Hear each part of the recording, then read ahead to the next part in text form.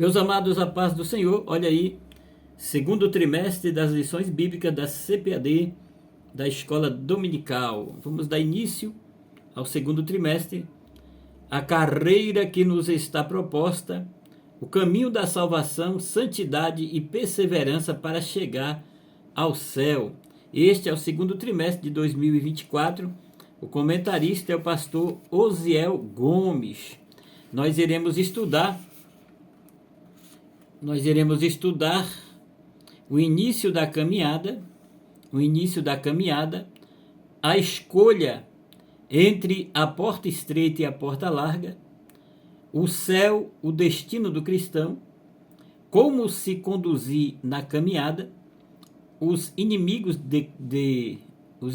do cristão, as nossas armas espirituais, o perigo da murmuração, confessando e abandonando o pecado, resistindo à tentação no caminho, desenvolvendo uma consciência de santidade, a realidade bíblica do inferno, a bendita esperança, a marca do cristão, e a 13ª e última lição, a cidade celestial. Vamos aí, queridão, queridona, para a primeira lição, que será ministrada dia 7 de abril de 2024, o início da caminhada. Essa lição tem um design muito lindo e também, olha só, o início da caminhada.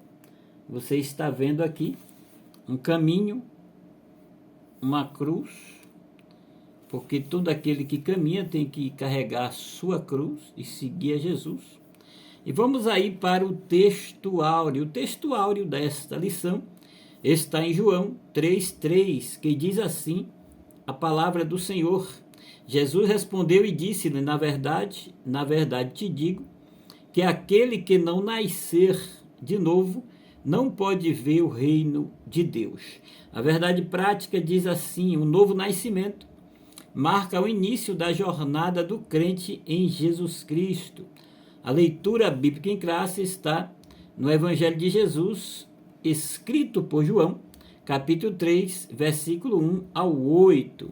Essa lição ela vem com 3 objetivos. O primeiro objetivo da lição é explicar o sentido da caminhada com Cristo. O segundo objetivo é ensinar a respeito da doutrina do novo nascimento.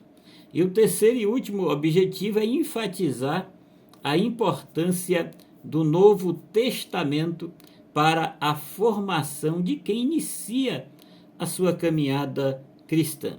A palavra-chave da lição é caminhada. Caminhada é a palavra-chave da lição. Meus irmãos, é importante nós destacarmos que a caminhada com Jesus nasce de um encontro. Em João 14,6, o próprio Jesus, com seus lábios sacrossantos, ele disse, eu sou o caminho, a verdade e a vida, e ninguém vem ao Pai senão por mim. Toda caminhada inicia com uma preparação, ou pelo menos com um primeiro passo. Assim também é a caminhada com Jesus. Ter Jesus como companheiro de jornada requer iniciativa. É preciso responder ao seu chamado, a sua voz como um primeiro passo. Para segui-lo, é preciso encontrá-lo. Isso é tremendo, é maravilhoso. Então, ter um encontro com o Deus vivo é ter uma experiência transformadora, onde a graça inunda todo aquele que escolhe caminhar com Jesus. Caminhar com Jesus é como ajustar as velas de um barco. Não significa que este barco não passará por tribulações no mar, ventanias, tempestades, mas se as velas estiverem ajustadas do modo certo, a viagem se desenvolve. de uma maneira mais segura, apesar das inseguranças na caminhada deste mar. Afinal, Jesus, ele não nos promete um mar calmo, mas ter Jesus no barco sempre fará diferença na trajetória deste mar da vida. A introdução da lição diz assim: neste trimestre, estudaremos a jornada do cristão. Para iniciarmos os nossos estudos, temos o propósito de compreender o início de nossa caminhada com Cristo e o quanto nós somos agradecidos com a presença da triunidade, do Deus Pai, Deus Filho e Deus Espírito Santo, nessa nossa trajetória. Conceituaremos também o novo nascimento e estudaremos como uma experiência proveniente do Espírito Santo. Conforme as Escrituras nos apresentam, finalmente mostraremos aí a importância do Novo Testamento no início da jornada de fé de cada servo e de cada serva do Senhor. Vamos aí para o primeiro ponto da lição: a caminhada com Jesus, com Cristo. A caminhada com Cristo. Primeiro tópico: compreendendo os dois caminhos. Na história humana, temos caminhos. Esses dois caminhos na história humana é o caminho da vida natural e o caminho da vida com Cristo. A vida humana, a primeira se inicia no momento do nosso nascimento natural, é o caminho da vida humana, da história humana, se inicia no momento do nosso nascimento natural. Ela poderá ser longa ou curta, essa caminhada, essa jornada, mas não eterna. Essa trajetória humana é marcada pelas fases da infância, da adolescência, da juventude, da vida adulta e da velhice. Em Eclesiastes 12, os versículos 1 ao 7, nós encontramos escrito dessa forma: não se esqueça do seu Criador nos dias de sua juventude. Honre-o enquanto você é jovem, antes que venham os tempos difíceis e chegue os anos em que você dirá: não tenho mais prazer em viver. Lembre-se dele antes que o sol, a lua e as estrelas percam o brilho aos seus olhos e as nuvens voltem a cobrir o céu depois da chuva. Lembre-se dele antes que as suas pernas comecem a tremer, antes que seus ombros se encurvem. Lembre-se dele antes que os poucos dentes que lhes restam já não possam mastigar, e antes que seus olhos deixem de ver com clareza. Lembre-se dele antes que seus ouvidos fiquem fracos e você já não ouça o som das pessoas trabalhando nas ruas. Hoje você levanta com o primeiro canto dos pássaros, mas um dia não os ouvirás mais. Lembre-se dele, olha que coisa tremenda, Eclesiastes 12, versículo 1 ao 7. Lembre-se dele antes que você tenha medo de cair e se preocupe com os perigos nas ruas. Antes que seus cabelos fiquem brancos como a amendoeira em flor, e você se arraste como um gafanhoto prestes a morrer, e antes que você perca o desejo. Lembre-se dele antes que falte pouco para descer ao túmulo, seu lar eterno, quando os pranteadores chorarão em seu funeral. Sim, lembre-se de seu Criador agora, enquanto você é jovem, antes que o fio de prata da vida se rompa E antes que a taça de ouro se quebre, não espere até que o cântaro se despedace junto à fonte e a rolem se parta junto ao poço. Olha o último versículo. Pois então o pó voltará à terra e o espírito voltará a Deus que o deu. Meus amados, os dois caminhos também caracterizados, os dois caminhos, por dois momentos, o nascimento e a morte. É a esse tipo de jornada da vida que Jesus se refere quando diz: o que é nascido da carne é carne, e o que é nascido do Espírito é Espírito. Então, o que nasce da carne é carne, mas o que nasce do Espírito é Espírito. João 3,6, na conversa de Jesus com Nicodemos. Em Eclesiastes 3, versículo 1 e 2, nós encontramos assim: para tudo há uma ocasião e um tempo para cada propósito debaixo do céu. Tempo de nascer e tempo de morrer, tempo de plantar e tempo de arrancar o que se plantou. Então, a vida com Cristo, meu amado, é importante, é a mais significativa. A vida humana, ela pode se tornar uma jornada maravilhosa quando convidamos nessa jornada o Senhor Jesus para fazer parte da nossa caminhada. A nova vida com Cristo é o começo de uma vida, de uma nova história, de fidelidade verdadeira e de plenitude no Espírito. Em Romanos 8,2, Paulo diz: porque por meio de Cristo Jesus, a lei do Espírito de vida me libertou da lei do pecado e da morte. Nessa vida, há novos propósitos, novos pensamentos e novas esperanças. Em Romanos 12,2, Paulo diz: não se amoldem ao padrão deste mundo, mas transforme-se pela renovação da sua mente, para que sejam capazes de experimentar e comprovar a boa, agradável e perfeita vontade de Deus. Afinal, nós nos tornamos um filho de Deus. Esse tipo de jornada de vida que o nosso Senhor se refere quando diz: o que é nascido do Espírito é Espírito, é que nós nos entregamos, reconhecemos nosso estado de pecado e começamos a jornada com o Senhor Jesus. Outro tópico aqui: os três companheiros da nossa caminhada. Quando recebemos Jesus como Salvador, Deus passa a ser o nosso Pai.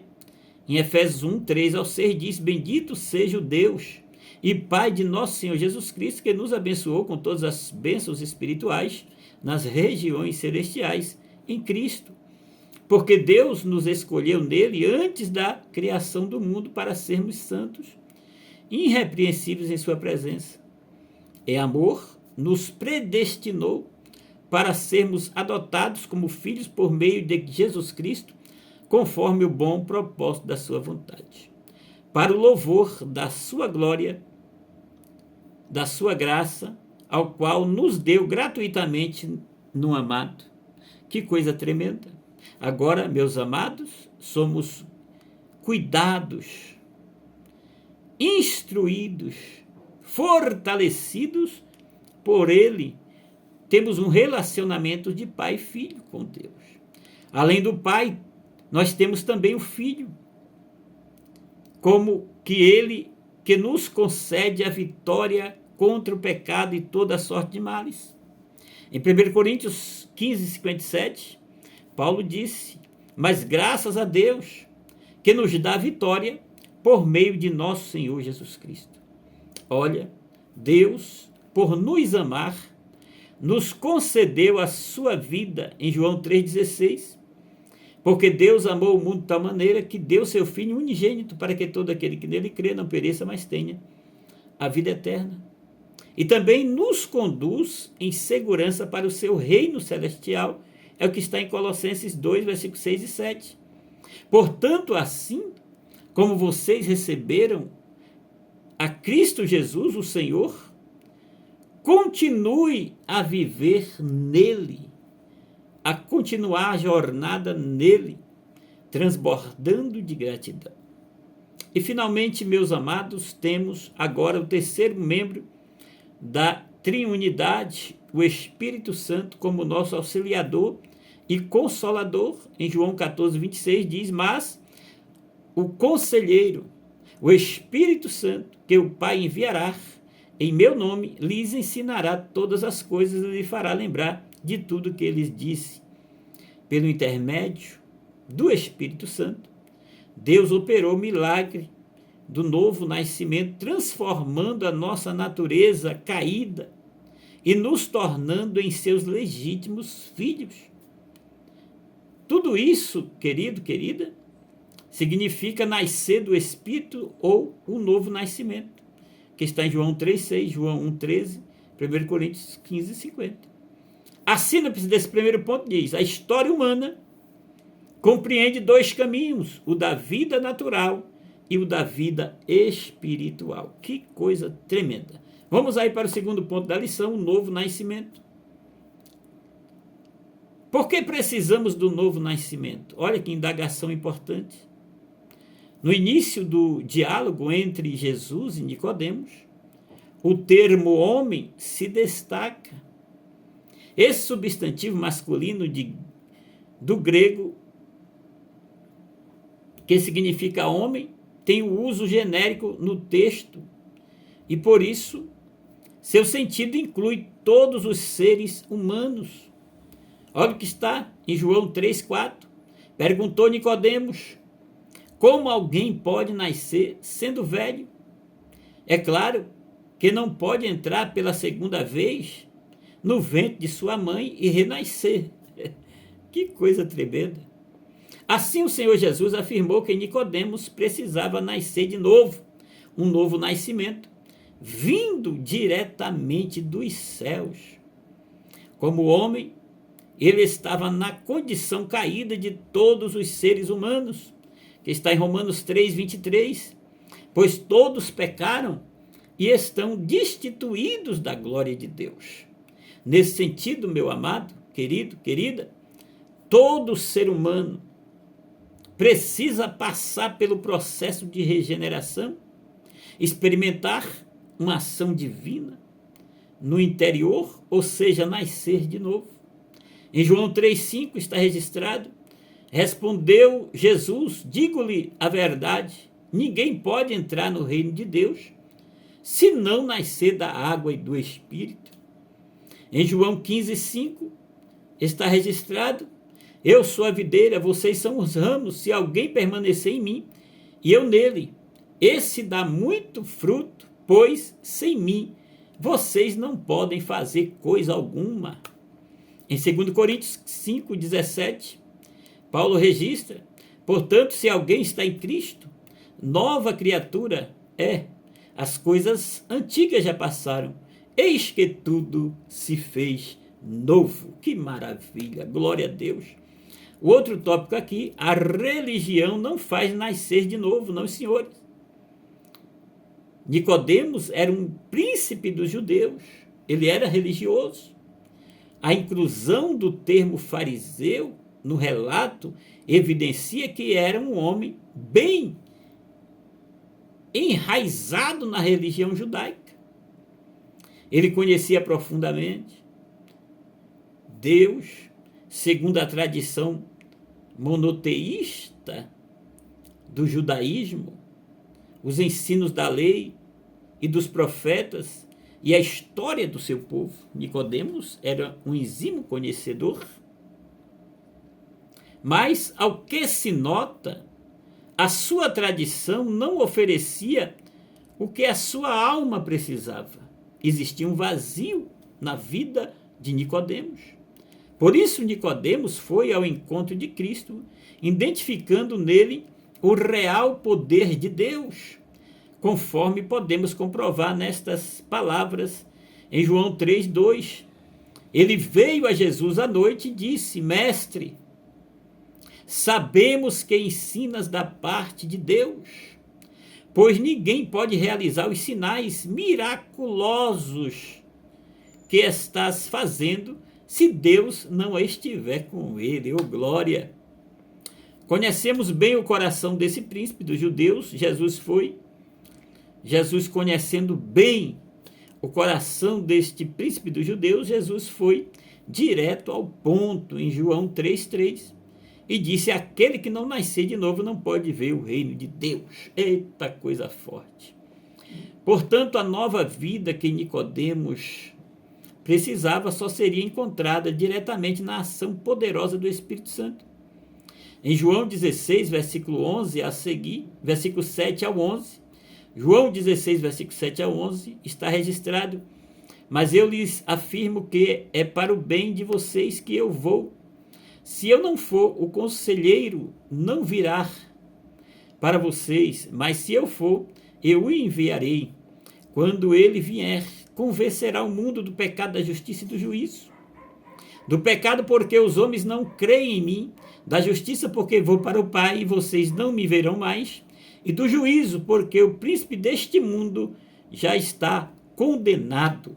Em Romanos 8, 5 ao 14, Paulo diz: quem viver segundo a carne tem a mente voltada para o que a carne deseja. Mas quem de acordo com o Espírito viver tem a mente voltada para o que o Espírito deseja. Aleluia! A mentalidade da carne é morte, mas a mentalidade do Espírito é vida e paz. Romanos 8, do versículo 5 ao 14.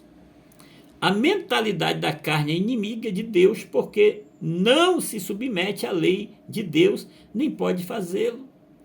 Quem é dominado pela carne não pode agradar a Deus. Entretanto, vocês não estão sob o domínio da carne, mas do Espírito, se de fato o Espírito de Deus habita em vocês.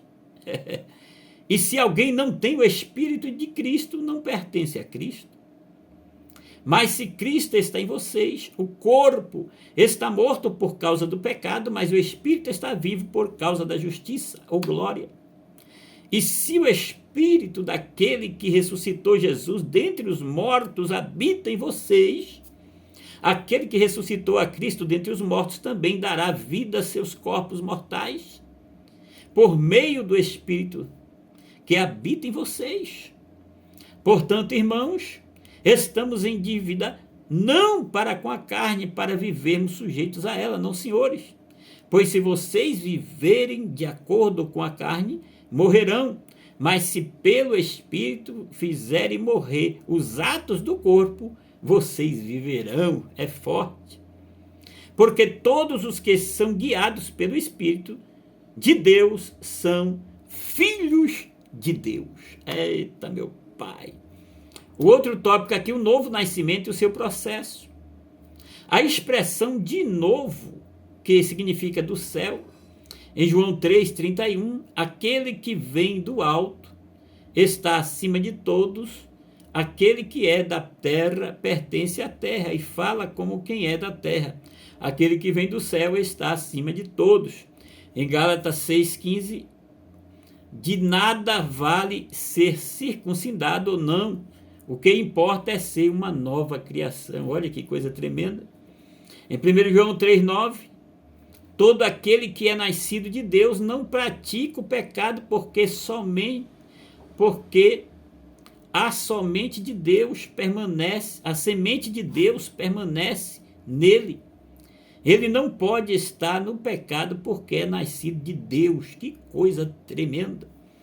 Então, queridão, o novo nascimento e seu processo mostra que a nova vida em Cristo, isto é, a vida eterna, gerada por intermédio da palavra, é algo maravilhoso. Em 1 Pedro 1,23, primeira epístola de Pedro 1,23, pois vocês foram regenerados, não de uma semente perecível, mas imperecível, por meio da palavra de Deus, viva e permaneça.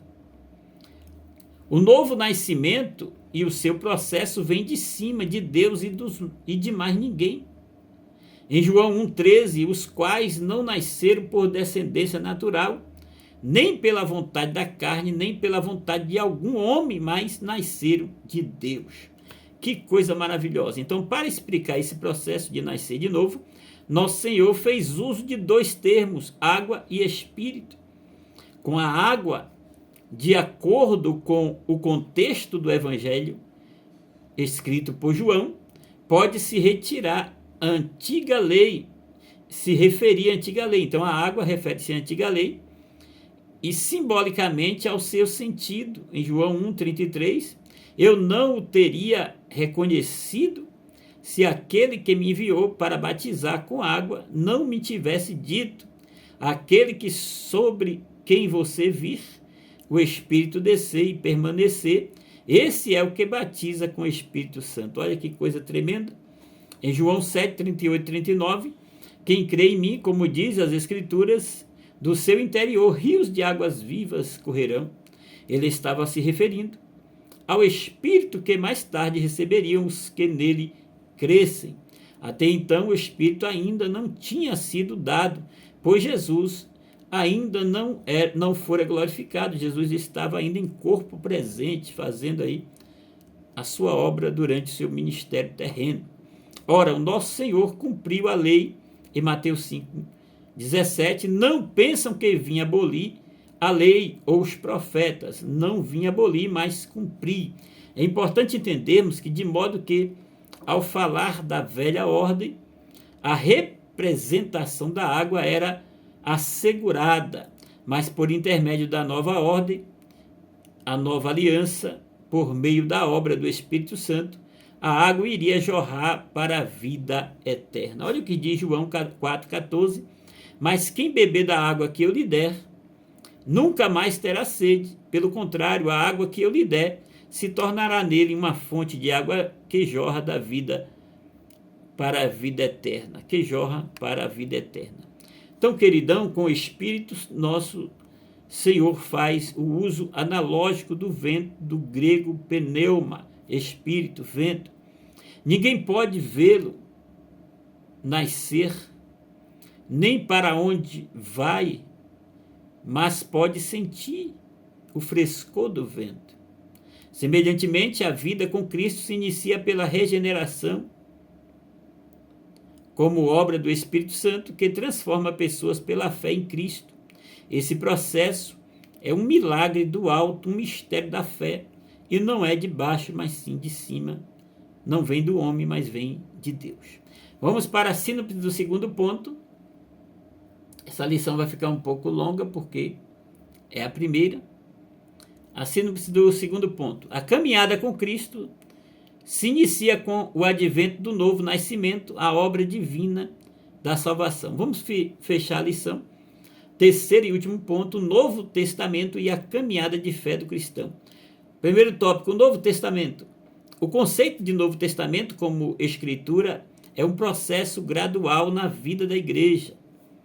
No início, ele não era visto pela igreja como um livro, mas como uma unidade que fazia a diferença entre a antiga aliança, a lei, e a nova aliança, o evangelho, com um cumprimento pleno em Cristo. Em Gálatas 4:4-7, nós vemos que está escrito: mas quando chegou a plenitude do tempo, Deus enviou seu Filho, nascido de mulher, nascido debaixo da lei, a fim de redimir os que estavam sobre a lei, para que recebêssemos a adoção de filhos. E porque vocês são filhos, Deus enviou o Espírito de seu Filho aos seus corações, o qual clama: Abba, Pai. Assim, vocês já não é mais escravo, mas filhos. E por filhos, Deus também o tornou os herdeiros.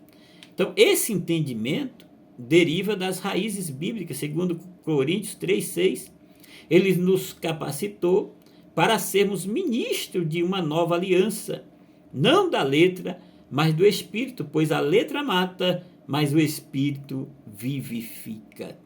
Nesse contexto, a palavra aliança ganha relevância traduzida pela Septuaginta da palavra grega diateké, de acordo com Jeremias 31, que diz: então, chegando os dias, declara o Senhor, quando farei uma nova aliança com a comunidade de Israel e com a comunidade de Judá. Ela tem o sentido de ordenação, dispensação e economia da salvação, do latim, o termo testemunho traz essa mesma força descritiva do termo diatec. Então, assim, meus amados, o ponto de vista econômico do Antigo Testamento, o ponto de vista canônico do Antigo Testamento e o Novo Testamento foram as Escrituras Sagradas do cristão. Vamos aí para o outro tópico, o tema principal do Novo Testamento. O tema central do Novo Testamento é a pessoa de Jesus Cristo, não só do Novo Testamento, como de toda a Bíblia. Então, Jesus é o tema central de Gênesis e Apocalipse.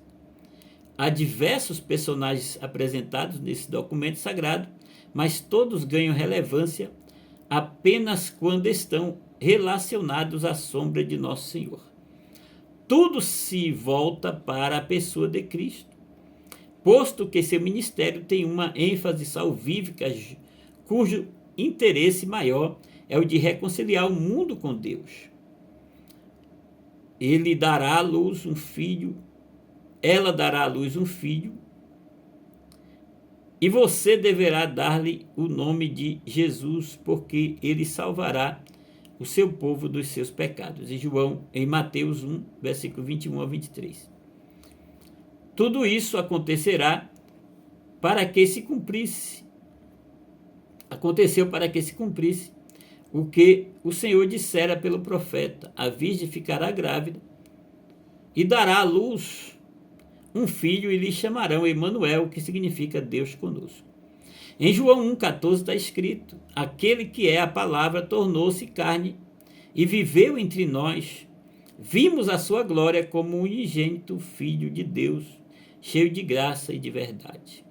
Em 1 Timóteo 2,5 está escrito: pois há um só Deus e um só mediador entre Deus e os homens, Jesus Cristo, homem. O outro tópico aqui, a importância do novo nascimento na caminhada do cristão. Então, no Antigo Testamento, tem grande relevância e importância para o povo de Deus. O Senhor Jesus o dividiu, evidenciando 3 categorias que apontavam para sua pessoa: lei, profetas e escritos, que está em Lucas 24, 44, e disse-lhe: foi isto que eu lhes falei enquanto ainda estava com vocês. Era necessário que se cumprisse tudo que ao meu respeito estava escrito na lei de Moisés, nos profetas e nos salmos. Contudo, o cristão deve começar uma jornada de fé no Novo Testamento. Então, o Antigo Testamento, nós temos a promessa; no Novo Testamento, nós temos o cumprimento da promessa. A síntese do último ponto: o Novo Testamento é o documento cristão que deve fazer parte do início da nossa caminhada, pois ele revela todo o plano da salvação. Vamos concluir. A jornada com Cristo tem início com o novo nascimento. Ela se estende por meio de uma longa peregrinação espiritual até o relacionamento perfeito com o Senhor Jesus.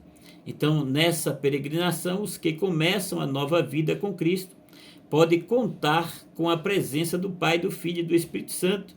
Assim seremos guiados pelas palavras do Novo Testamento, que tratam da vida, morte e ressurreição do Senhor Jesus, em quem a nossa fé está fundamentada. E até a próxima lição.